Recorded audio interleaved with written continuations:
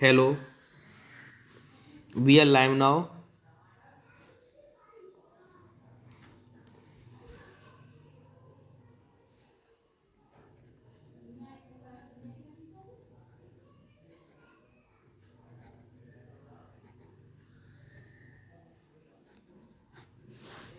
जो भी बच्चा रीट की तैयारी कर रहा है, देखिए सीटेट सबका पास हो गया है। अब जो भी रीट की तैयारी में लगा हुआ है, तो उसके लिए मैं फिजियोलॉजी की क्लास लेकर आया हूँ।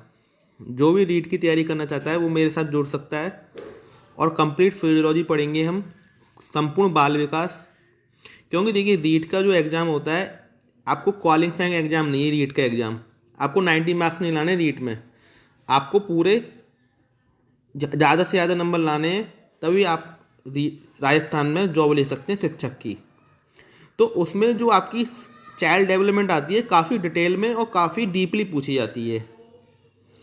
तो आप लोगों को तैयारी भी उसी हिसाब से करनी पड़ेगी रीट की, क्योंकि एक ही एग्ज़ाम होता है। इस एग्ज़ाम के बाद आपकी डायरेक्ट जॉब लग सकती है।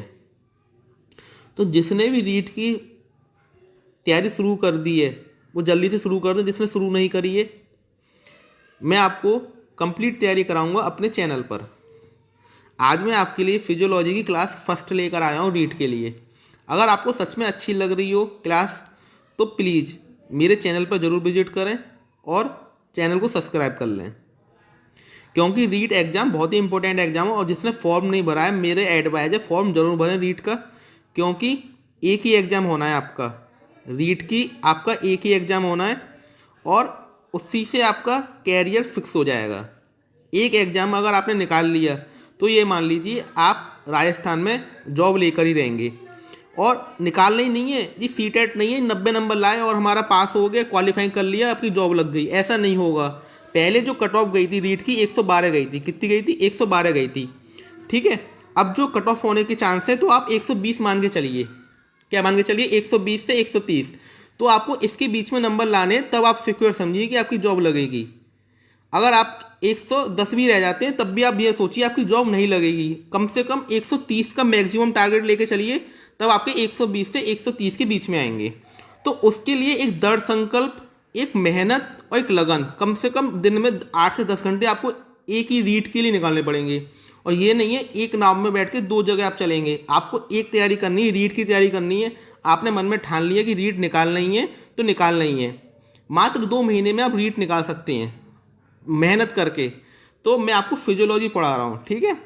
तो फिजियोलॉजी जो है आपकी क्या है? एक मन का विज्ञान है, मनोविज्ञान है आपका ये, ठीक है ना। अब इसको हम पूरा डिटेल में एक एक क्लास करेंगे डेली। तो मैं आपको एक डेमो दे रहा हूँ, तो वो क्लास मैं आपको अपने यूट्यूब चैनल पर कराऊंगा। आज आपको एक डेमो दे रहा हूँ, अगर आपको अच्छी लगती है क्लास तो आप मेरे चैनल पर जाकर विजिट कर सकते हैं। तो 100% कह सकता हूँ मैं आपको, आपकी 100%, अगर आपने डेली क्लास करी 27 से 28 नंबर कंप्लीट आ जाएंगे आपके, ठीक है। अब हम शुरू करते हैं मनोविज्ञान को। किसको? मनोविज्ञान को। मनोविज्ञान क्या है हमारा? मनोविज्ञान, बहुत सारे साइकोलॉजिस्ट कहते हैं मनोविज्ञान क्या है? हमारा मन का विज्ञान है। क्या है? मन का विज्ञान।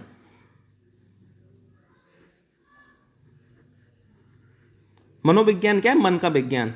पर बहुत से लोग ऐसे नहीं मानते हैं कि ये मन का विज्ञान है, आपका मनोविज्ञान मन का विज्ञान है। बहुत से लोग नहीं मानते हैं। तो हमारी मनोविज्ञान की शुरुआत कहाँ से हुई थी? आपकी मनोविज्ञान की शुरुआत कहाँ से हुई थी अगर आपसे कोई पूछे, तो ये आपकी 16वीं सेंचुरी से हुई थी। कहाँ से हुई थी? 16वीं सेंचुरी से।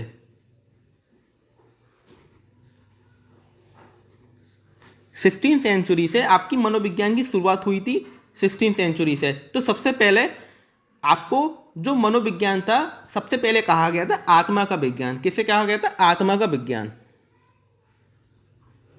आत्मा का विज्ञान, स्टडी ऑफ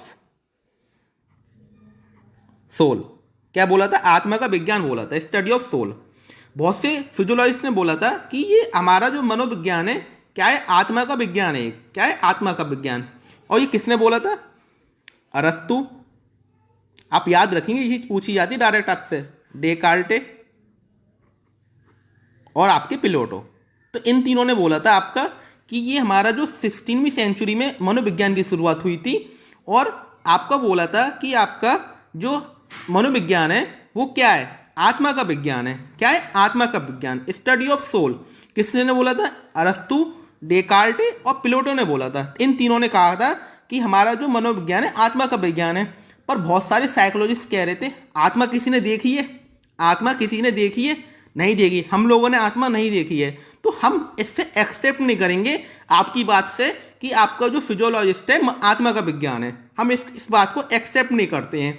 तो फिर आया मन का विज्ञान। फिर क्या आया? मन का विज्ञान।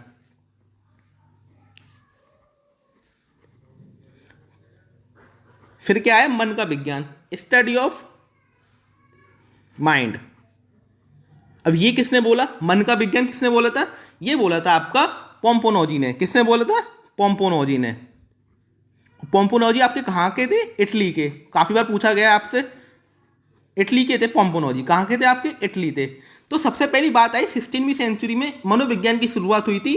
तो आपको याद रखना है 16वीं सेंचुरी में सबसे पहले बोला गया था कि हमारा मनोविज्ञान जो है आत्मा का विज्ञान है। क्या है? आत्मा का विज्ञान है। किसने बोला था? अरस्तु, डेकार्टे, प्लेटो। पर बहुत सारे लोगों ने कहा आत्मा हम लोगों ने नहीं देखी है, तो वो उनकी बात से असहमत हो गए, उनकी बात से डिसएग्री हो गए कि हम नहीं मानते आपकी बात को कि मनोविज्ञान जो है आत्मा का विज्ञान है, हम नहीं मान रहे इस बात को। ठीक है। अब एक हमारे दूसरे साइकोलॉजिस्ट है, उनका नाम था पोम्पोनोजी। क्या था? पोम्पोनोजी। कहाँ के थे ये? हमारे इटली के थे। कहाँ के थे? हमारे ये इटली के थे। इन्होंने बोल दिया हमारा जो साइकोलॉजिस्ट है मन का विज्ञान है। पर मन किसी ने देखा है मतलब उसको ऐसा महसूस कर सकती है? नहीं कह कर सकते। तो इसको भी नकार दिया उन लोग, सारे साइकोलॉजिस्ट ने इसको भी नकार दिया कि हमारा जो साइकोलॉजिस्ट है मन का विज्ञान, हम नहीं मानते कि मन का विज्ञान है। अब बात आती है चेतना का विज्ञान। फिर बोला गया, क्या बोला गया? चेतना का विज्ञान। इसको क्या बोलते हैं? Study of consciousness. Study of, मैं आपको बायलैंग्वेज पढ़ा रहा हूं सबके लिए। Study of consciousness. ये किसने बोला था? ये दो साइकोलॉजिस्ट थे, विलियम वुंट और विलियम जेम्स। कौन थे हमारे? विलियम वुंट और दूसरे थे हमारे विलियम जेम्स। इन दोनों ने बोला कि हमारी जो साइकोलॉजिस्ट है चेतना का विज्ञान है, स्टडी ऑफ कॉन्शियसनेस है, स्टडी ऑफ कॉन्शियसनेस है। तो आपकी ये बात समझ में आई होगी अच्छे से। देखो इसको हमें बिल्कुल डिटेल में पढ़ना है, क्योंकि रीट में बहुत ज़्यादा डिटेल में पूछा जाता है, बहुत ही ज़्यादा डीपली पढ़ा जाता है। आपका ये सीटेट का नहीं है साइकोलॉजिस्ट जो आपकी ऊपर ही ऊपर से पूछ ली जाएगी, बहुत ही ज़्यादा इसको डिटेल में पढ़ना पड़ेगा। आपको किसी भी सब्जेक्ट की तैयारी के लिए 0 से 100% देना पड़ेगा। आपको क्या देना पड़ेगा? 0 से 100%, तभी आप रीट निकाल सकते हैं। अगर आपको राजस्थान में शिक्षक बनना है, अगर आपको राजस्थान में शिक्षक बनना है तो आपको पूरी तैयारी 0 से 100% करनी पड़ेगी हर सब्जेक्ट की, ये मान के रखिए आप। तो इसलिए आपको बिल्कुल शुरू से पढ़ना पड़ेगा लास्ट तक। आपके मन में कोई भी डाउट नहीं रहेगा। अगर आप डेली क्लास करेंगे मेरी यूट्यूब पे तो 101% कह सकता हूं मैं आपको, आप 101% 27 से 28 नंबर साइकोलॉजिस्ट में ले आएंगे। ठीक है। और देखिए जो आपकी साइकोलॉजिस्ट है हर सब्जेक्ट में काम आती है, क्योंकि जो हिंदी में भी 15 नंबर की आएगी, हिंदी में भी शिक्षण शास्त्र 15 नंबर का आएगा, मैथ में भी आएगा, ईवीएस में आएगा। तो अगर आपकी साइकोलॉजी अच्छी है तो ये मान लीजिए आपके 60 नंबर, फ्री के 60 नंबर आपको 100% एग्जाम में मिल जाएंगे। तो इसलिए आपको साइकोलॉजिस्ट पे कमांड होनी चाहिए आपकी पूरी तरीके से।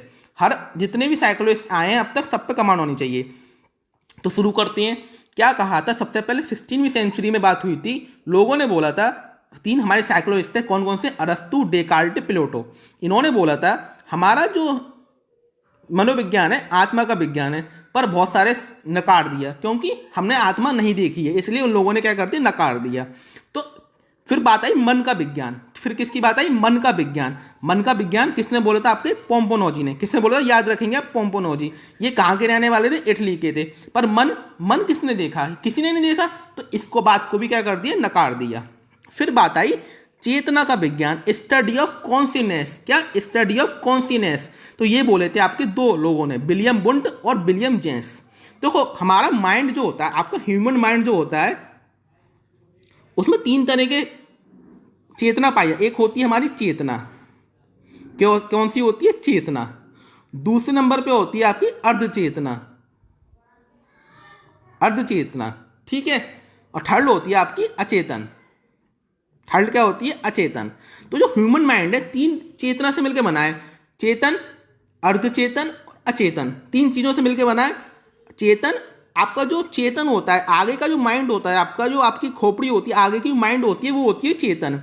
और जो आपका बीच वाला हिस्सा होता है वो होता है आपका अर्धचेतन, सब कॉन्शियसनेस। और अचेतन होता है आपका लास्ट पीछे की जो हिस्सा होता है वो होता है आपका अचेतन। ठीक है, ये चीज आपकी समझ में आ गई होगी। तो यहां तक आपको ये बात समझ में आई। सबसे पहले बोला गया आत्मा का विज्ञान, फिर मन का विज्ञान, फिर चेतना का विज्ञान, लास्ट में बोला गया व्यवहार का विज्ञान। क्या बोला गया? व्यवहार का विज्ञान। और इस बात को सबने एक्सेप्ट कर लिया, इस बात को सबने एक्सेप्ट कर लिया कि हमारा जो मनोविज्ञान है स्टडी ऑफ बिहेवियर है। क्या है? हमारा स्टडी ऑफ बिहेवियर है। ये बात सबने एक्सेप्ट कर ली कि हमारा जो मनोविज्ञान है वो क्या है? स्टडी ऑफ बिहेवियर है। ये आपके किस किस लोगों ने बोला था?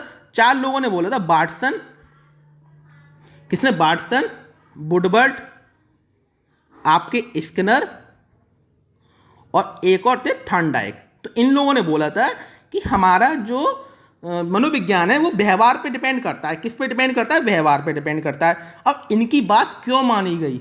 आप खुद सोचिए, एक हॉल में 4 लोग बैठे हैं, कोई बोल रहा है मन का विज्ञान है, कोई बोल रहा है आत्मा का विज्ञान है, दूसरा बोल रहा है मन का विज्ञान है, तीसरा बोल रहा है चेतना का विज्ञान है, चौथा बोल रहा है व्यवहार का विज्ञान है। तो आपके व्यवहार के अंदर, आपके बिहेवियर के अंदर आपकी आत्मा भी आ जाती है, आपका मन भी आ जाता है, और आपकी चेतना भी आ जाती है। तो जो सबसे ब्रॉड होगा, जो सबसे ब्रॉड होगा उसी को तो मानेंगे हम। आत्मा क्यों माने? आत्मा, व्यवहार में आत्मा आ रही है आपकी, मन भी आपका व्यवहार के अंदर आ रहा है, चेतना भी आपकी कहाँ आ रही है? व्यवहार के अंदर। तो हम क्यों मानेंगे आत्मा, मन और चेतना को? हम डायरेक्ट व्यवहार क्यों नहीं बोल देंगे अपना? तो आपको याद रखना है, जो हमारा मनोविज्ञान है वो हमारे व्यवहार पर डिपेंड करता है, स्टडी ऑफ बिहेवियर है। तो यहां तक आपकी भी बात समझ में आ गई होगी। अब यहां से क्वेश्चन कैसे बनते हैं वो देखिए। डायरेक्ट क्वेश्चन पूछा जाएगा आपका कि जो मनोविज्ञान है उसका सही क्रम बताइए।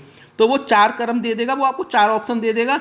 तो आपको क्रम याद रखना है, आत्मा, मन, चेतना, व्यवहार। यहां से आपका डायरेक्ट क्वेश्चन बनेगा कि आपका जो मनोविज्ञान है उसका सही क्रम क्या है। तो आपको याद रखना है आत्मा, मन, चेतना, व्यवहार। ठीक है, इस तरह का क्वेश्चन बन सकता है आपका। दूसरा क्वेश्चन आपका इस तरह से बन सकता है, अब कह देगा आत्मा का विज्ञान कहने वाले कौन कौन से मनोशास्त्री थे। तो वो 4 ऑप्शन दे देगा, अरस्तु, डेकार्टे, प्लेटो, और एक चौथा दे देगा।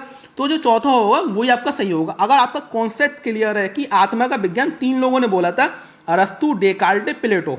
क्या बोला? किन किन लोगों ने बोला था? अरस्तु, डेकार्टे, प्लेटो, इन लोगों ने बोला था आत्मा का विज्ञान। किन 3 लोगों ने बोला था आत्मा का विज्ञान? किसने बोला था? अरस्तु, डेकार्टे और प्लेटो ने बोला था। तो आपको याद रखनी है ये चीज। ठीक है, फिर बात आती है मन का विज्ञान की। फिर किसकी बात आती है? मन का विज्ञान। अब मन का विज्ञान किसने बोला था? पोम्पोनोजी ने। कैसे याद रखेंगे आप देखिए, पोम्पो पंप कर रहा है, इसमें क्या आ रहा है? पंप आ रहा है। और पंप क्या करता है? हमारा हल्ट करता है। कौन पंप करता है? हमारा हल्ट पंप करता है। तो मन का विज्ञान किसने बोला था? आपका पोम्पोनोजी ने। किसने बोला था? पोम्पोनोजी ने। और ये कहाँ के रहने वाले थे? आपकी इटली के रहने वाले थे। ठीक है, अब बात आती है चेतना का विज्ञान। चेतना का विज्ञान किसने बोला था? विलियम वुंट और विलियम जेम्स। देखो दोनों में विलियम आ रहा है, दोनों में क्या आ रहा है? आपका विलियम आ रहा है। तो आपको याद रखना है वुंट और जेम्स। क्या याद रखना है? वुंट और जेम्स। ठीक है, अब बात आती है सबसे लास्ट में, जो माना गया है वो माना गया है स्टडी ऑफ बिहेवियर। क्या माना गया? Study of behaviour. वो किसने बोला था? आपका बार्टसन, वुडवर्ड, स्किनर, थॉर्नडाइक। यहां तक आपकी क्लियर हो गई सब कुछ। अगर आपको वीडियो पसंद आ रही हो तो प्लीज लाइक जरूर करें। अब क्वेश्चन बन जाता है आपका, इन्हीं से क्या बनता है क्वेश्चन आपका? Father of physiology. क्या? फादर ऑफ फिजियोलॉजी किसे कहा जाता है? Father of physiology. इसे इन्हें बोला था अरस्तु को। किसे बोला था? फादर ऑफ फिजियोलॉजी किसे बोला था? अरस्तु को। तो सबसे पहले कौन आए थे हमारे? अरस्तु जी तो आए थे, सबसे पहले अरस्तु जी तो आए थे। तो फादर ऑफ फिजियोलॉजी बोला जाता है आपका अरस्तु को। किसे बोला जाता है? अरस्तु को। आपको याद रखना है, फादर ऑफ फिजियोलॉजी बोला जाता है अरस्तु को। अरस्तु के पिता, मनोविज्ञान के पिता अरस्तु कहे जाते हैं फादर ऑफ फिजियोलॉजिस्ट। ठीक है, अब पूछ लिया जाता है फादर ऑफ रियल फिजियोलॉजिस्ट कौन? Father of real physiologist, father of real physiology किसे कहा जाता है? ये कहा जाता है आपका विलियम वुंट को। क्यों किसे कहा जाता है? विलियम वुंट को क्या कहा जाता है? फादर ऑफ रियल फिजियोलॉजिस्ट कहा जाता है। अब क्वेश्चन पूछ लिया जाता है डायरेक्ट कि क्यों कहा जाता है।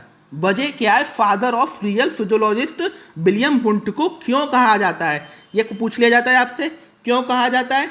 क्यों इसलिए कहा जाता है कि हमारे विलियम वुंट जी जो थे उन्होंने 1879 में जर्मनी के लिपजिंग, क्या नाम है, लिपजिंग शहर में प्रथम प्रयोगशाला खोली थी। क्या खोली थी उन्होंने, प्रथम प्रयोगशाला खोली थी, किसने, विलियम वुंट ने। तो डायरेक्ट आपसे क्वेश्चन पूछा जाता है कि प्रथम प्रयोगशाला किसने खोली थी, तो आपको याद रखना है प्रथम प्रयोगशाला खोली थी आपकी जर्मनी में खोली थी, लिपजिंग शहर में विलियम वुंट ने 1879 में। कब खोली थी, 1879 में खोली थी। तो ये चीज़ आपको याद रखनी है। तो आपको यहाँ तक चीज़ें समझ में आई या नहीं आई, ये बताइए पहले एक बार। तो आपके समझ में आ गए हो यहाँ तक। तो फादर ऑफ फिजियोलॉजिस्ट किसे कहा जाता है, वो कहा जाता है अरस्तु को। किसे कहा जाता है, अरस्तु को। और फादर ऑफ रियल फिजियोलॉजिस्ट कहा जाता है विलियम वुंट को। ठीक है, अगर आपका कॉन्सेप्ट क्लियर है तो आपको घबराने की कोई जरूरत नहीं है, क्वेश्चन कैसे भी घुमा के दे देगा तो आप कर लेंगे। कॉन्सेप्ट इज पावर, कॉन्सेप्ट क्या है, पावर होती है। अगर आपका कॉन्सेप्ट क्लियर है तो सब कुछ क्लियर है, ये मान लीजिए। अब क्यों कहा जाता है, क्योंकि इन्होंने 1879 में जर्मनी के लिपजिंग शहर में प्रथम प्रयोगशाला खोली थी। ठीक है, यहां तक आपकी चीज समझ में आ गई होगी। अब बात करते हैं, अब डायरेक्ट ऐसी क्वेश्चन पूछा जाएगा कि फादर ऑफ, क्या, father of practical physiologist, father of practical physiologist, तो ये किसे कहा जाता है, प्रैक्टिकल फिजियोलॉजिस्ट भी कहा जाता है आपको विलियम वुंट को। किसे कहा जाता है, विलियम वुंट को। अब बहुत क्यों कहा जाता है, क्योंकि इन्होंने ही तो प्रथम प्रयोगशाला खोली थी, पहली इन्होंने ही तो प्रथम प्रयोगशाला खोली थी विलियम वुंट को। तो फादर ऑफ प्रैक्टिकल फिजियोलॉजिस्ट किसे कहा जाता है, विलियम वुंट को कहा जाता है। किसे कहा जाता है, विलियम वुंट को क्या कहा जाता है, फादर ऑफ प्रैक्टिकल फिजियोलॉजिस्ट कहा जाता है। ठीक है, यहां तक आपकी चीजें समझ में आ गई होंगी बहुत अच्छे से। देखिए, अगर आपका कॉन्सेप्ट क्लियर था कि विलियम वुंट जी ने हमारी प्रथम प्रयोगशाला खोली थी, तो आप खुद लगा सकते थे माइंड सोच के कि फादर ऑफ प्रैक्टिकल फिजियोलॉजिस्ट किसे कहा जाता है, विलियम वुंट को कहा जाता है। अब पूछ लिया जाता है फादर ऑफ एजुकेशन फिजियोलॉजिस्ट, क्या, फादर ऑफ एजुकेशन फिजियोलॉजिस्ट किसे कहा जाता है, एजुकेशन फिजियोलॉजिस्ट कहा जाता है आपका, एजुकेशन फिजियोलॉजिस्ट कहा जाता है थॉर्नडाइक को कहा जाता है। किसे कहा जाता है, थॉर्नडाइक को, क्योंकि इन्होंने ही एजुकेशन में काफी सारी अपनी अवधारणाएं दी थी। तो फादर ऑफ एजुकेशन फिजियोलॉजिस्ट बोला जाता है थॉर्नडाइक को। किसे बोला जाता है, फादर ऑफ एजुकेशन फिजियोलॉजिस्ट बोला जाता है थॉर्नडाइक को। तो यहां तक आपकी चीजें समझ में आ गई होगी। देखिए, father of practical physiologist William Wundt, father of education physiologist Thorndike. अब हम बात करते हैं फादर ऑफ मॉडर्न फिजियोलॉजिस्ट, क्या, फादर ऑफ मॉडर्न फिजियोलॉजिस्ट, ये किन्हें कहा जाता है आपका, ये कहा जाता है आपका विलियम जेम्स को। किसे कहा जाता है, विलियम जेम्स को। फादर ऑफ मॉडर्न फिजियोलॉजिस्ट बोला जाता है विलियम जेम्स को, क्योंकि नया सा नाम लग रहा है आपका जेम्स। जेम्स बच्चे खाते हैं आजकल के बच्चे जेम्स खाते हैं, तो विलियम जेम्स को मॉडर्न फिजियोलॉजिस्ट कहा जाता है। किससे कहा जाता है, मॉडर्न फिजियोलॉजिस्ट कहा जाता है विलियम जेम्स को। तो यहां तक आपकी चीजें समझ में आ गई होंगी। एक बहुत ही इंपॉर्टेंट क्वेश्चन जो बार बार आपके एग्जाम में पूछा गया है, हरियाणा टेट में और रीट में, कि फिजियोलॉजिस्ट शिक्षा के अंदर होनी चाहिए, यह किसने कहा था, क्या कहा था, फिजियोलॉजिस्ट शिक्षा के अंदर होनी चाहिए, ये किसने कहा था आपका, ये बोला था आपका रूसो ने। किसने बोला था, रूसो जी ने बोला था कि फिजियोलॉजिस्ट शिक्षा के अंदर होनी चाहिए, ये रूसो ने कहा था। फादर ऑफ एजुकेशन फिजियोलॉजिस्ट तो थॉर्नडाइक को कहते हैं सॉरी, पर ये इससे अलग क्वेश्चन है कि फिजियोलॉजिस्ट शिक्षा के अंदर होनी चाहिए, ये आपका किसने बोला था, ये आपका बोला था रूसो जी ने बोला था। किसने बोला था, रूसो जी ने। तो यहां तक आपकी चीजें समझ में आ गई होंगी। ये हमारी थी हमारी आज की हिस्ट्री की मनोविज्ञान क्या है। तो मनोविज्ञान क्या था, आत्मा का विज्ञान बोला गया सबसे पहले अरस्तु डेकार्टे प्लेटो। फिर बोला गया मन का विज्ञान, किसने बोला था, पोम्पोनोजी ने, जो इटली के रहने वाले थे आपके। फिर बोला गया चेतना का विज्ञान, किसने बोला था आपका, विलियम वुंट और विलियम जेम्स ने। इनकी बात को भी नकार दिया गया, तीनों की बात को नकार दिया गया। फिर बात आई स्टडी ऑफ बिहेवियर, फिर किसकी बात आई, स्टडी ऑफ बिहेवियर। ये बोला गया था आपका वाटसन, वुडवर्ड, स्किनर, थॉर्नडाइक के द्वारा। तो इनकी बात को स्वीकार कर लिया गया। क्यों स्वीकार कर लिया गया? क्योंकि आपके व्यवहार के अंदर ही आत्मा आ जाती है, मन आ जाता है और चेतना आ जाती है। ठीक है, तो इनकी बात को स्वीकार कर लिया गया। तो ये हमारी आज की क्लास फर्स्ट कंप्लीट हो गई है। अगर सच में आपको क्लास अच्छी लगी हो तो मैंने अपने यूट्यूब चैनल का लिंक दे रखा है ऊपर, उससे आप सब्सक्राइब कर सकते हैं जाके, और आप डेली ऐसी क्लास ले सकते हैं बहुत ही अच्छे तरीके से। बहुत समझ के आपको मैं सब चीज़ें पढ़ाऊंगा और आपका 100% रीट क्वालिफाई हो जाएगा, ये मान के चलिए। क्योंकि रीट एग्जाम बहुत ही इंपॉर्टेंट एग्जाम है, डायरेक्ट जॉब एग्जाम है आपका। बिल्कुल रीट निकालते ही आपको क्या लग जाएगी? जॉब लग जाएगी डायरेक्ट। तो आपको रीट की तैयारी जरूर करनी चाहिए मेरे अकॉर्डिंग। ठीक है, और जिसने फॉर्म नहीं भरा है वो फॉर्म भर दे। 8 तारीख लास्ट डेट है, अभी भी आप जाके फॉर्म भर सकते हैं 2 दिन के अंदर। ठीक है, आप जल्दी से फॉर्म भर दीजिए, बहुत ही इंपॉर्टेंट एग्जाम है आपका। 8 तारीख लास्ट डेट है, और इसको रीट निकालने के बाद आपकी राजस्थान में शिक्षक के रूप में जॉब लग जाएगी, जिसमें मैं आपको फिजियोलॉजिस्ट कराऊंगा जो आपकी 60-65 नंबर की आती है रीट के एग्जाम में। तो आप मेरे यूट्यूब चैनल से जुड़ सकते हैं, डेली मैं आपको क्लास कराऊंगा और आपको ऐसी अच्छी क्लासें दूंगा, और आपको एक ही चीज़ समझ में आ जाएगी। और 100% आपके 27 से 28 नंबर रीट में आ जाएंगे फिजियोलॉजिस्ट में, CDP में आपके। तो thanks for watching my video. अगर आपको क्लास अच्छी लगी हो तो प्लीज़ कमेंट